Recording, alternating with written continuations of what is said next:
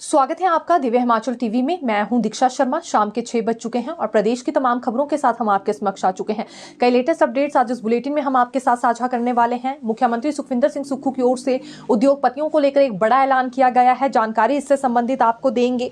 कर्मचारी बिल पर राजनीति हमें देखने के लिए मिल रही है। नेता प्रतिपक्ष की ओर से क्या कुछ कहा गया और सीनियरिटी और फाइनेंशियल लाभ देने के लिए कौन से कर्मचारी कोर्ट का दरवाजा खटखटाने वाले हैं, ये भी जानकारी लेकर आए हैं।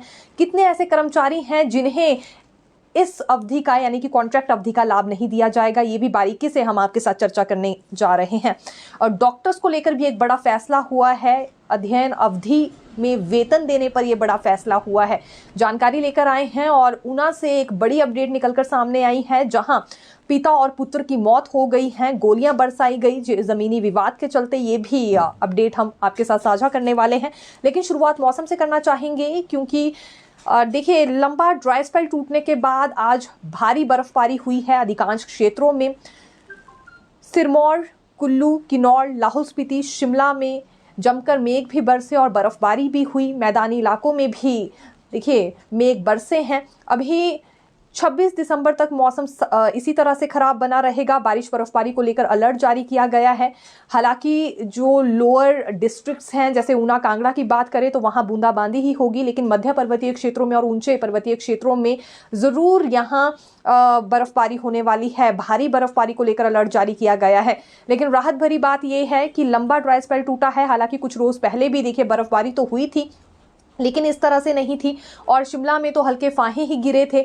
लेकिन अब शिमला वासियों की उम्मीदें भी पूरी हुई हैं और व्हाइट क्रिसमस मनाने की आड़ में एडवांस बुकिंग का सिलसिला शुरू हो गया है। होटल्स में तकरीबन 95% तक की ऑक्यूपेंसी जा पहुंची है। ये होटलियर्स की ओर से जानकारी दी गई है। अभी क्योंकि अगले 2 दिन फिर मौसम को लेकर यही अलर्ट जारी हुआ है कि बारिश बर्फबारी का सिलसिला जारी रहने वाला है और इसी चाह से पर्यटक यहाँ पहुंचते हैं कि व्हाइट क्रिसमस मनाने के लिए उन्हें मिले, सफेद नजारा शिमला का देखने के लिए मिले, या ऊपरी क्षेत्रों का रुख भी करते हैं तो इसी सफेद नजारे के चलते इस सीजन में आते हैं। तो ये मनोकामना इनकी इस बार पूरी हुई है और किसान बागवानों के चेहरे भी खिल गए हैं। यानी कि कुल मिलाकर आज का दिन काफी ज्यादा एंजॉय किया गया है पर्यटकों की ओर से, क्योंकि एक्सपेक्टेड नहीं था इतनी ज्यादा भारी बर्फबारी हो जाएगी। ऊपरी क्षेत्रों में भी भारी बर्फबारी हुई है और शिमला में भी यही हालात बने रहे। शिमला के जाखू में 3 इंच तक बर्फबारी दर्ज की गई है। इसी तरह से कुफरी में 4 इंच बर्फबारी दर्ज की गई है। महासू में भी 4 इंच बर्फबारी दर्ज की गई है और नारकंडा में 5 इंच बर्फबारी दर्ज की गई थी। दोपहर के समय तक बर्फबारी का सिलसिला जारी रहा। ऊपरी क्षेत्रों में अभी भी हल्का हिमपात दर्ज किया जा रहा है। तो मौसम सुहावना भी हुआ है, ड्राई स्पेल भी टूटा है और बारिश बर्फबारी का बेसब्री से इंतजार हो रहा था। लेकिन इसी बीच आवाजाही काफी ज्यादा मुश्किल हो गई है। तकरीबन अभी भी 100 के करीब वाहन फंसे हुए बताए जा रहे हैं और 90 सड़कें प्रभावित हो गई हैं। सबसे ज्यादा शिमला ग्रामीण में 15 सड़कें प्रभावित हैं। फिसलन क्योंकि इन सड़कों पर हो जाया करती है। इसी तरह से 3 नेशनल हाईवेज भी बहुत बुरी तरह से प्रभावित हैं और इन नेशनल हाईवेज के किनारे में बसेस और छोटी गाड़ियां फंसी हुई हैं। हालांकि ये 300 गाड़ियां फंसी हुई थी, 200 रेस्क्यू कर दी गई है शिमला पुलिस की ओर से। जैसे खड़ा पत्थर की जानकारी दे, नारकंडा की दे, तो वहां पर जरूर पुलिस की ओर से इन गाड़ियों को रेस्क्यू किया गया है। लेकिन 100 वाहन अभी भी फंसे हुए बताए जा रहे हैं। इस हालत में फंसे हैं कि जब तक वहां बर्फबारी पिघल नहीं जाती है उन्हें निकालना खतरे से खाली नहीं होगा। Shimla Narkanda national highway, Theog Rohru national highway और ठियोग चौपाल हाईवे पर तकरीबन 90 से ज्यादा सड़कें वाहनों के लिए बंद हो गई हैं। 300 से ज्यादा बसें और छोटे वाहन फंसे थे। लेकिन जैसा कि हमने कहा 200 गाड़ियां रेस्क्यू जरूर कर ली गई है, लेकिन 100 वाहन अभी भी फंसे हुए बताए जा रहे हैं। अब आवाजाही अपर शिमला के लिए किस तरह से हो रही है आपको जानकारी देते हैं, क्योंकि वाया नारकंडा, रामपुर और किन्नौर के लिए बसेस नहीं भेजी जा रही हैं। ये सुन्नी और लुहरी के द्वारा ही वहां पर बसेस भेजी जा रही हैं, यानी कि वाया सुन्नी और लुहरी ये बसेस जा रही हैं। चौपाल और रोडू में जो बसेस गई थी वहीं फंस गई हैं। रोडू से दिल्ली के लिए बस भेजी गई थी, लेकिन बीच रास्ते में फंस गई, जिस वजह से रोडू बस डिपो उसे वापस जाना पड़ा। तो हालात कुछ ऐसे हैं। हालांकि अपर शिमला से अभी संपर्क पूरी तरह से कट गया है। बीच में वाहनों को लेकर भी स्थिति ठीक नहीं है और सड़कों को लेकर भी स्थिति ठीक नहीं है। फिसलन काफी ज्यादा हो गई है और 4 से 5 इंच तक भी वहां पर बर्फबारी हुई है और ये बर्फ जम गई है, जिस वजह से अभी साफ भी नहीं की जा रही है, क्योंकि कॉन्टिन्यूसली बर्फबारी का सिलसिला जारी है। तो ये अपडेट अभी निकलकर सामने आई है। आवाजाही को लेकर हमने जानकारी दी है। शिमला ग्रामीण के 15 रूट अभी बंद बताए जा रहे हैं और इन रूट से अपर शिमला के लिए भी रास्ता था। लेकिन वही बात है कि संपर्क अभी कट गया है। किन्नौर और लाहौल स्पीति में भी यही जानकारी सामने आई है। अधिकतर सड़क मार्ग बंद है और पर्यटकों को अभी फिलहाल ट्रैकिंग के लिए ना जाने की सलाह ही दी जा रही है, क्योंकि इस दौरान रेस्क्यू फिर पर्यटकों को करना पड़ता है। तो अपडेट और आंकड़े अभी यही कहते हैं। चंबा की जानकारी दे तो वहां पर ट्रांसफार्मर ठप बताए जा रहे हैं, बिजली गुल हो गई है। सबसे ज्यादा बिजली की समस्या इस दौरान चंबा में ही देखने के लिए मिलती है। बागवानों के लिए लेकिन राहत है, क्योंकि शुभ संकेत एक तरह से कृषि बागवानों के लिए ये रहे हैं। अब जैसे कि 3 से 4 फसलों की बात करें, सेब, नाशपाती, चेरी, बादाम, ये चिलिंग आवर्स इन फसलों का अभी से ही शुरू होने वाला है, जल्दी शुरू हो जाएगा। ड्राई स्पेल टूटा है, अब तो देवी देवताओं के द्वार जाना अपर शिमला में लोगों ने शुरू कर दिया था। उनकी फसलें प्रभावित हो रही थी, ड्राई स्पेल नहीं टूट रहा था, बारिश बर्फबारी नहीं हो रही थी। ये जो तापमान में अब गिरावट आई है, ये फसलों के लिए काफी अच्छी साबित होने वाली है। तो होटलियर्स के साथ साथ किसान बागवान भी काफी ज्यादा खुश नजर आ रहे हैं। लेकिन शिमला में स्केटिंग सेशन से जुड़ी भी एक और जानकारी देना चाहेंगे। मॉर्निंग और इवनिंग, देखिए दोनों सत्रों में स्केटिंग सेशंस करवाए जा रहे हैं, लेकिन आज सुबह नहीं हो पाए। कारण ये है कि टेम्परेचर उस तरह का नहीं बन पाया था। देखिए अगले दिन जब बर्फबारी होनी हो तो तापमान में काफी बदलाव आ जाता है, टेम्परेचर उस तरह का नहीं रहता है और कोहरा काफी ज्यादा स्ट्रांगली जमा होना चाहिए स्केटिंग करने के लिए। लेकिन सुबह के दौरान स्थिति ऐसी नहीं थी स्केटिंग हो सके, इस वजह से नहीं ये सेशन हो पाया। हालांकि दोनों सत्रों में इन दिनों ये सेशंस हो रहे थे और बर्फबारी के आसपास इसी तरह का टेम्परेचर बन जाता है जिसमें स्केटिंग करना काफी मुश्किल है। लेकिन इससे पहले पर्यटकों की ओर से भी खूब मनोरंजन लिया जा रहा था स्केटिंग का। 300 रुपए इसके लिए फीस देनी होती है और मॉर्निंग इवनिंग में किसी भी उम्र के लोग ये स्केटिंग सेशंस का लुत्फ उठा सकते हैं। तो ये जानकारी स्केटिंग सेशन से जुड़ी हम आपके लिए लेकर आए थे, क्योंकि शिमला में ये प्राकृतिक स्केटिंग रिंक है। ये प्राकृतिक तौर पर दरअसल वहाँ बर्फ जमाई जाती है। जब कोहरा पड़ता है तो पानी पूरी तरह से शीशे के तौर पर रूप ले लेता है और उसी के ऊपर नन्हे मुन्हे बच्चों की ओर से भी स्केटिंग की जाती है और बड़े बुजुर्ग सभी पहुंचते हैं। नशा तस्कर की गिरफ्तारी हुई है, ये चंबा का मामला बताया जा रहा है। इससे 1 किलोग्राम चरस बरामद की गई है। रावी नदी के परेल पुल के ऊपर पुलिस खड़ी थी और देखिए वहाँ से आवाजाही जो हो रही थी रूटीन में सभी गाड़ियों को, क्योंकि चेक किया जा रहा था। जैसे ही शिव मंदिर वाली तरफ से बाइक राइडर वहाँ पहुँचा, उसे भी रोका गया, लेकिन 1 किलोग्राम चरस इससे बरामद कर ली गई है। फिलहाल इसकी बाइक कब्जे में पुलिस ने ले ली है और इसके बैकवर्ड लिंक्स खंगाले जा रहे हैं। इससे पूछताछ हो रही है कि ये चरस कहाँ से लेकर आया, कहाँ सप्लाई करने जा रहा था। चुराहा का रहने वाला व्यक्ति बताया जा रहा है और 31 वर्षीय इसकी उम्र है। तो ये एक जानकारी कहना चाहेंगे। देखिए सुबह के दौरान ही ये कहीं सप्लाई करने के लिए जा रहा था, लेकिन अब बाकी गिरोह का भी यहाँ भांडा फूट सकेगा। वहीं उपमंडल चौपाल के अंतर्गत ग्राम पंचायत सराहा में पैर फिसलने से एक व्यक्ति की मौत हो गई है। दरअसल अपने घर से कुछ ही दूरी पर जंगल में ये लकड़ी लेने गया था। जब लकड़ी लेकर वापस आ रहा था तो पैर फिसलने से खाई में गिर गया और गंभीर रूप से घायल हो गया।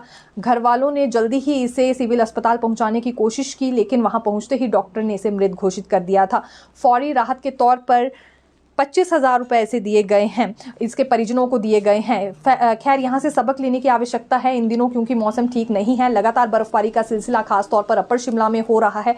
पाँव फिसल सकता है। यहाँ भी कोहरे के चलते ही या बर्फबारी के चलते इनका पाँव फिसल गया था। किसी भी कामकाज के लिए आप घर से बाहर निकलते हैं तो सावधान होकर चलें, आपकी जान भी जा सकती है। और ऐसी ही घटना देखिए यहाँ ये चौपाल में पेश आई है। चलती वॉल्वो के टायर आज खुल गए थे और बड़ा हादसा होने से टल गया है। ये सोलन का मामला हम आपको बताना चाहेंगे। दरअसल दिल्ली से ये वॉल्वो बस आ रही थी, रात के समय ये कश्मीरी गेट से चली थी और ये देखिए बताया जा रहा है कि जैसे ही शमलेश के पास पहुंची तो वॉल्वो बस के दोनों टायर खुल गए। एक टायर हालांकि बैठ गया और दूसरा टायर 20 फीट पीछे पहुंच गया था। 42 के करीब यात्री इसमें सवार थे। जैसे ही बस में ये हलचल मची तो चीख पुकार में पूरी तरह से माहौल बदल गया, लेकिन यहाँ उस्ताद की मुस्तैदी से बड़ा हादसा होने से टल गया। बस पलट भी सकती थी क्योंकि पिछले दोनों टायर निकल गए थे, लेकिन ऐसा नहीं हुआ। और यहाँ काबिलियत एक तरह से ये मानी जा रही है बस ड्राइवर की कि उसने इतनी बड़ी घटना को होते होते टाल दिया। गनीमत यही रही है कि कोई भी जानी नुकसान नहीं हुआ है, लेकिन लोग काफ़ी ज़्यादा डर गए थे, सहम गए थे और कारण यही बताया जा रहा है कि पिछले टायर खुल गए थे। फिलहाल ज़रूरत है वॉल्वो बसेस में भी रिपेयरिंग की। ये मांग वहाँ पर भी उन लोगों की ओर से उठाई गई जो कि यात्री के तौर पर बस में सवार थे, क्योंकि आज बड़ा हादसा पेश आ सकता था अगर वॉल्वो बस पलट जाती।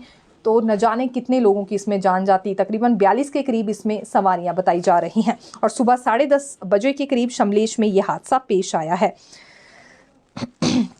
देखिए, वेतन एरियर पर ज्ञापन दिया गया है आउटसोर्स कर्मचारियों की ओर से। ये नेरचौक मेडिकल कॉलेज में अपनी सेवाएं दे रहे हैं, आउटसोर्स पर तैनात हैं, वार्ड अटेंडेंट के पद पर तैनात किए गए हैं। 100 के करीब इनकी संख्या है और इनका ये कहना है कि दिन रात इनसे सेवाएं ली जाती हैं और कभी भी इनकी कंपनी बदल दी जाती है, लेकिन कंपनी बदलने पर ना तो पिछला एरियर मिलता है, ना ही वेतन वृद्धि होती है।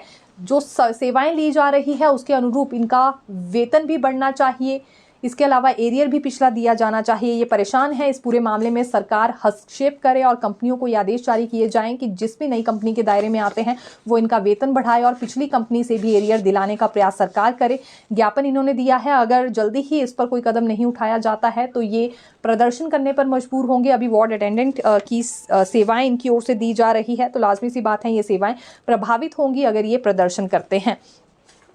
डॉक्टर्स के वेतन पर भी एक बड़ा फैसला सुखू सरकार की ओर से लिया गया है। देखिए, जो अध्ययन अवकाश अवधि होगी उसमें पूरा 100% वेतन एलोपैथी डॉक्टर्स को दिया जाएगा। ये बड़ा फैसला सुखू सरकार ने लिया है और ये भी माना है कि डॉक्टर्स को सभी सुविधाएं देना ज़रूरी है, तभी उनकी कार्यप्रणाली और कार्यशैली में भी सुधार आ पाएगा।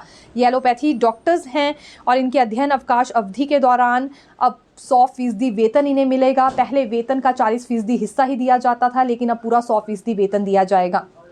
चिकित्सक सेवाएं कैसे बढ़ानी है और कैसे सेवाओं में गुणवत्ता लानी है, इस पर रोज़ाना सचिवालय में फैसले हो रहे हैं और आज एक ये भी बड़ा निर्णय निकलकर सामने आया है।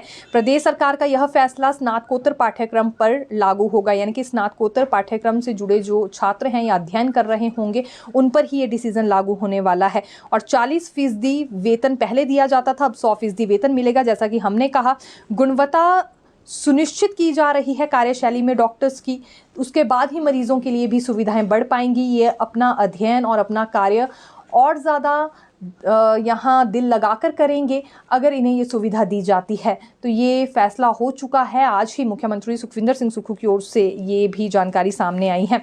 कांग्रेस देखिए प्रदर्शन करने वाली है अगले कल सभी जिलों में। हिमाचल प्रदेश में कांग्रेस की ओर से प्रदर्शन होगा क्योंकि कांग्रेस के वरिष्ठ नेता राहुल गांधी पर एफआईआर दर्ज की गई है और आज ही यहां प्रेस वार्ता बुलाई गई थी पूर्व सांसद और कांग्रेस प्रदेश अध्यक्ष प्रतिभा सिंह की ओर से और राष्ट्रीय प्रवक्ता कुलदीप सिंह राठौर की ओर से। उनका ये कहना था राहुल गांधी पर एफआईआर हुई है, बेवजह दर्ज कर दी गई है। अभी हाल ही में एक मामला सामने आया था जिसकी वीडियो भी वायरल हुई थी। भाजपा सांसद के सिर पर चोट लग गई थी और भाजपा सांसद का कहना था कि राहुल गांधी ने उनके साथ धक्का मुक्की की, जिसके बाद एफआईआर उन पर दर्ज हुई। इस एफआईआर को वापस लिया जाए, राहुल गांधी को फंसाने की कोशिश हो रही है, ये कांग्रेस का मानना है।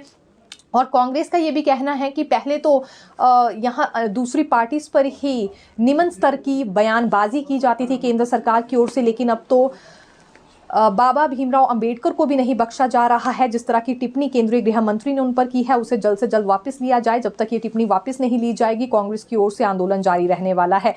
इसीलिए अगले कल शिमला में भी और शिमला समेत अन्य जिलों में भी प्रदर्शन होने वाला है कांग्रेस की ओर से और इसका ये विरोध करने वाले हैं। एफआईआर को भी वापस लिया जाए और अपने शब्दों को भी केंद्रीय गृह मंत्री अमित शाह वापस ले, ये मांग इनकी ओर से रखी जाएगी। देखिए, मुख्यमंत्री सुखविंदर सिंह सुक्खू की ओर से वन रक्षक भर्ती को लेकर आज एक बड़ी अपडेट दी गई है। मुख्यमंत्री का ये कहना है कि वन मित्र भर्ती हो गई है, तकरीबन 2061 के करीब पद भरे गए हैं मेरिट के आधार पर। इसके बाद 200 पद वन रक्षकों के भी भर दिए जाएंगे। प्रगति पर यह भर्ती भी है।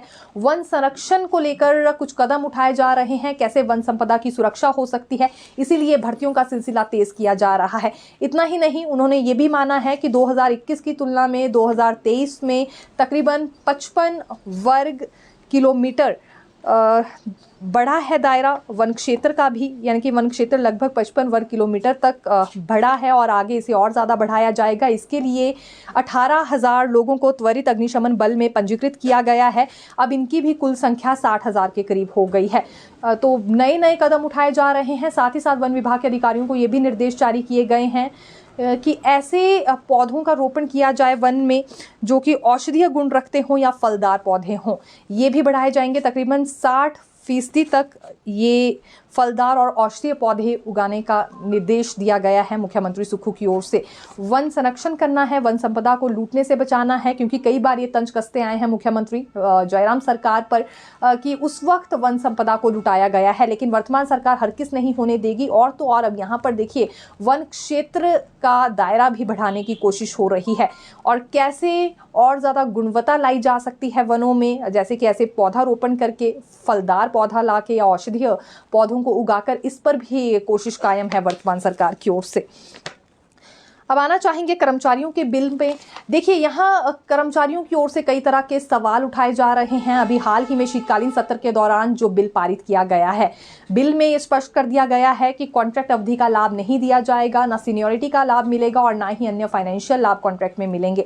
तो कर्मचारियों की ओर से सवाल ये उठा है कि वो कर्मचारी जो कि 2003 में अपॉइंट हुए थे, लेकिन वो भर्ती 2002 में ही होने लग गई थी, यानी कि विज्ञापन 2002 में जारी कर दिए गए थे, कॉन्ट्रैक्ट पॉलिसी आने से पहले ही प्रोसेस शुरू हो गया था, उन्हें इसमें रिलैक्सेशन मिलेगी या नहीं।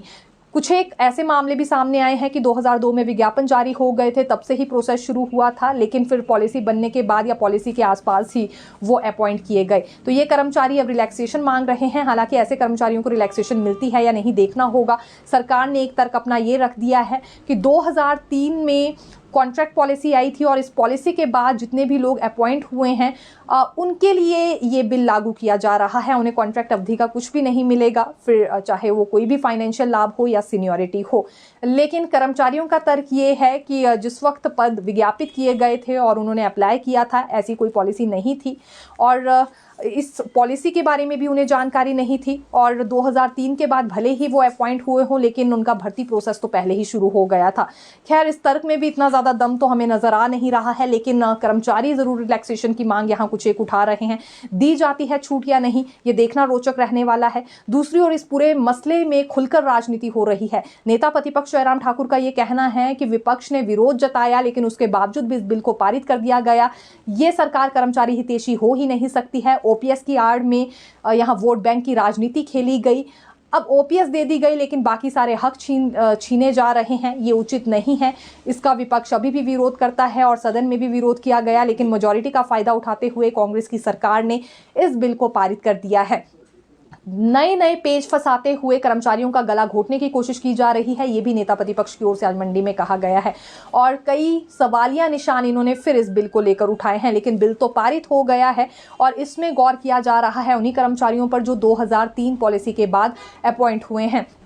ये देखना काफ़ी ज़्यादा ज़रूरी है कि पॉलिसी किस महीने में लाई गई थी। जो उससे पहले अपॉइंट हो गए हैं, लाजमी सी बात है उस दायरे में नहीं आएंगे, लेकिन जो बाद में अपॉइंट हुए हैं उनका क्या। अब यहाँ कुछ कर्मचारियों की ओर से भर्ती का हवाला दिया जा रहा है कि उनकी भर्ती का प्रोसेस तो पहले ही शुरू हो गया था, लेकिन अपॉइंटमेंट डेट यहाँ पर सरकार की ओर से ज़रूर देखी जाएगी। अगर पॉलिसी के बाद की अपॉइंटमेंट डेट है तो कोई भी लाभ कॉन्ट्रैक्ट का नहीं मिलेगा।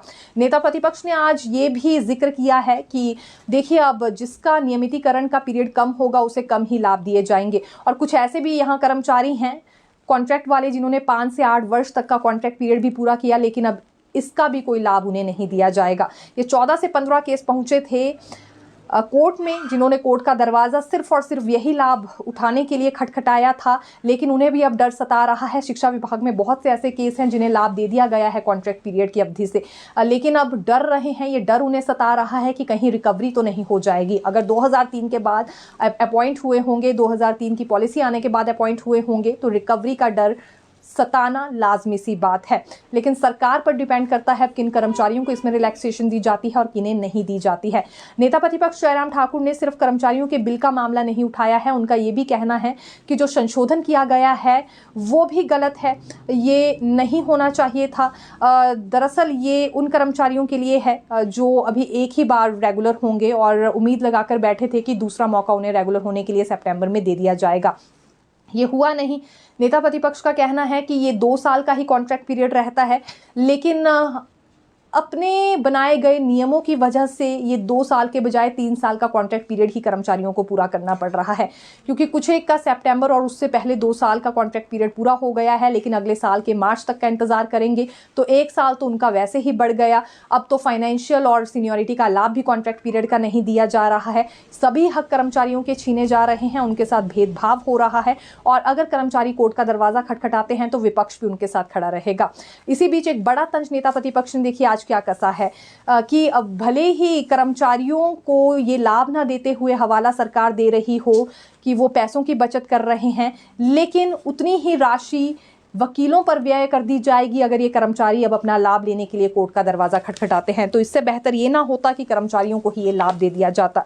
फिलहाल ये कुछ एक बड़ी बातें कही गई हैं, इन्हें नियमित भी नहीं किया जा रहा है समय से और कॉन्ट्रैक्ट का कोई लाभ भी नहीं दिया जा रहा है और न जाने कितने ऐसे कर्मचारी हैं जिनका एरियर पेंडिंग था या इसके अलावा अन्य राशि पेंडिंग थी, सीनियरिटी की उम्मीद लगाकर बैठे थे, अन्य भत्ते उनके मिलने वाले थे, लेकिन कॉन्ट्रैक्ट की अवधि से अब कोई लाभ नहीं दिया जाएगा। इसके अलावा जिनका रेगुलर पीरियड वैसे ही कम रहा है तो उन्हें कम ही लाभ दिया जाएगा। ये पैसों की बचत इससे होने वाली है। हिमाचल प्रदेश की आर्थिक स्थिति ठीक नहीं है, ये कांग्रेस सरकार का हवाला है। लेकिन नेता प्रतिपक्ष जयराम ठाकुर का ये मानना है कि ये कैसे संभव है जब कोर्ट का दरवाजा अब कर्मचारी खटखटाएंगे तो वकीलों पर उतनी ही राशि व्यय होने वाली है।